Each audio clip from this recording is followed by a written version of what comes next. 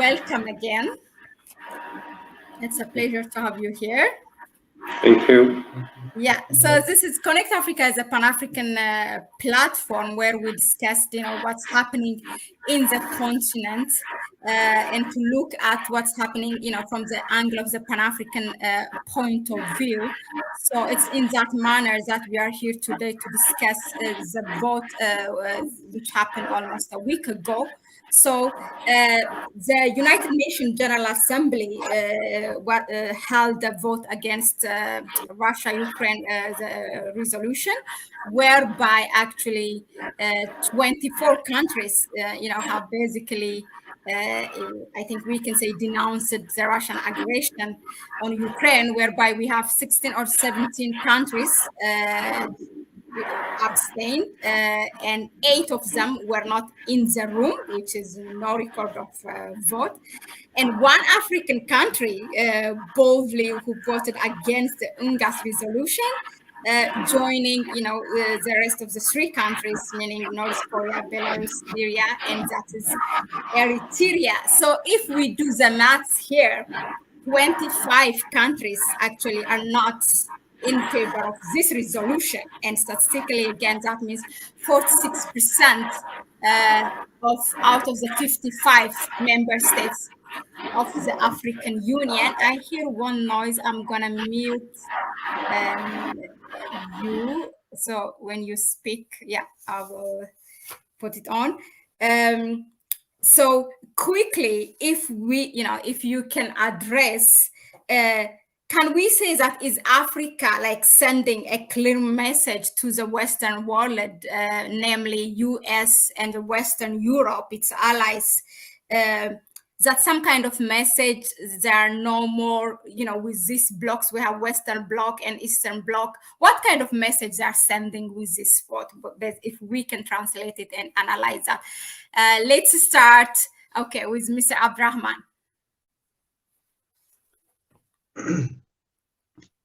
Thank you, my sister Mahlet. And I'm really happy to meet my brother, Dr. Binyam. It's really interesting, actually, what's happening today. I think this conflict is unmasking a lot of hypocrisy when it comes to the Western world.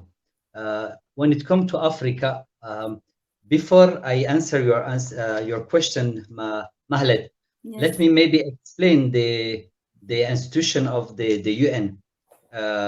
The UN is actually a very, very complex institution with many different levels. And what happened was a couple of days, the convocation of the General Assembly. Usually, General Assembly is convoked when there is a kind of a blockade at the Security Council. And as we know, within the Security Council, we have 5 countries who have a veto power.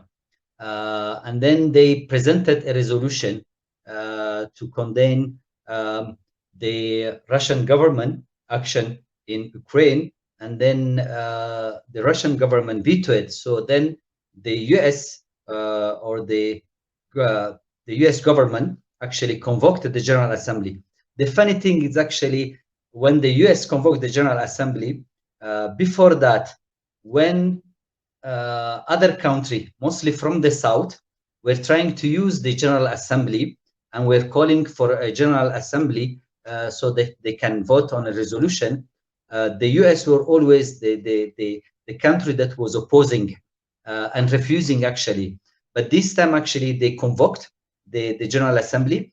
And as you mentioned, actually, 28 countries, African country voted yes.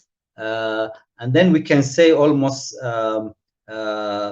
26, the rest of Africa actually voted either by abstaining, either by not recording their vote, or actually voting against, which is actually one country, and which is the Eritrea. So it's true. It's showing actually that contrary to what the Americans are saying, they don't have actually the world behind them. And when we look into detail, the country who voted yes, we know already that these countries were pressured to vote yes. How can we say that? Because already the country who abstained, let put aside now the vote of Eritrea, which is really a very important message, and also the country that actually who totally actually were absent during this General Assembly, which is another strategy. But the country who abstain on this vote, they're already facing how to say sanction from, let's say, the big boss of the world, or the so-called big boss of the world, the US in this case. So if there was a true, I believe, if there was a true, transparent, and not actually behind the curtain pressuring strategy from the US and their and its allies, I believe actually that the majority of Africa will have voted against.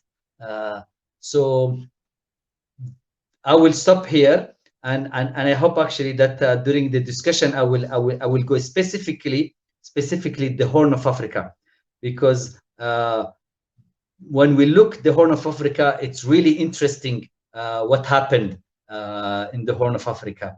We have actually 5 countries in the Horn of Africa, and it's really interesting. It's already showing actually that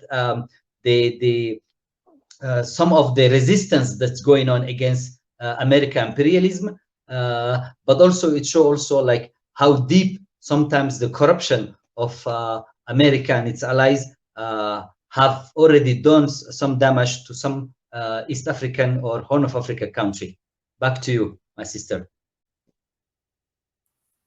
Thank you, Brother Abdurrahman, for that. Yes, indeed, it's really interesting how the vote, even if when they say yes, there is of course something, there's a reason behind it.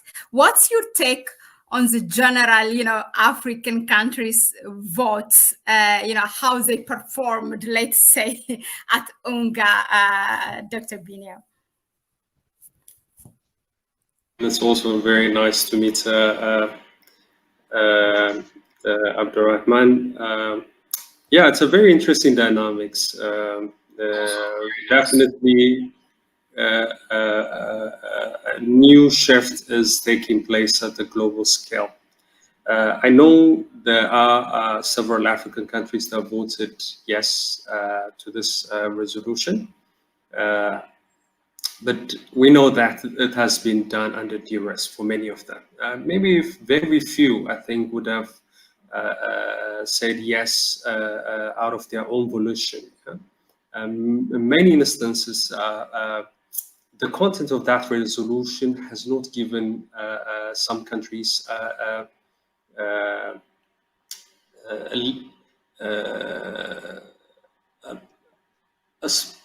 a space to be able to exercise different votes.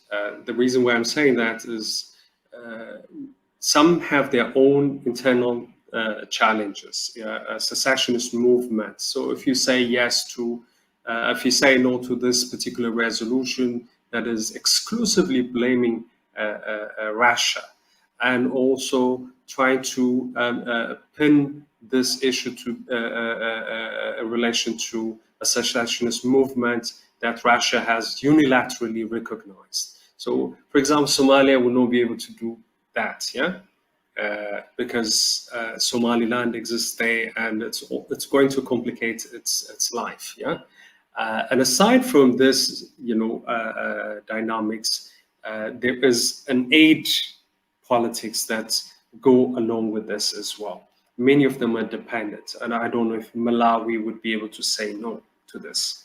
And considering that Russia is not known to significantly contribute to development aid in the continent, had it been China, it would have been a different story, yeah?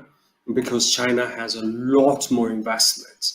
And even then, we know that the West has a significant leverage over many of African states who are significantly dependent on aid and international financial institution for loans and all sorts of development assistance. And in lieu of this recent EU-Africa summit that proposed this huge lump sum that's being dangled in front of African leaders, African leaders have to somehow think about, do we say yes to this, no to this and face the consequence, or do we say yes and then be able to benefit from those braids dangled in front of us? That's basically where this decision comes down. Those who have abstained obviously believe in this shift that's taking place at the global scale, that a multipolar world is emerging, and just pulling out from that and letting it unfold and let it formulate properly so that they benefit tremendously from that. A multipolar world is going to definitely benefit Africa. The problem is when there is severe competition and they turn Africa aside for their proxy war, which is going to complicate matters. But the UN, as we know it, has been very much manipulated by a US-led Western hegemony. Yeah, it's significantly impacted global politics, and UN as an institution, as a multilateral institution, it's been completely abused. Yeah? Its platforms. Remember, how many of resolutions against Israel have been blocked at the UN resolutions proposed, and the US had been blocking it, and not only in this General Assembly, yeah, but in other UN agencies as well. So this is very telling how hypocrite Western powers have been throughout this predicament. It is a global predicament. It affects all of us. We're all in it. So like we're not going to be affected by it, therefore we just sit back and watch this thing unfold. We are already being negatively impacted as a ramification of this conflict. Yeah. So we want a resolution, and we would like to see some positive steps to be taken in this multilateral platform. And through this platform, we should be able to get a peaceful, prosperous world. And that's what everybody's aspiration is. But obviously, it's been hijacked by Western powers, and particularly the US, and its desire to perpetually dominate the world. And that's not a tenable arrangement. And I think I'm going to leave it here. Thank you. Back to you, Mahlet. Thank you very much, really. That's another topic for another discussion. If it was China, it would have been different. I would love to hear that analysis. But again, of course, this Addis will be also, it's a problem.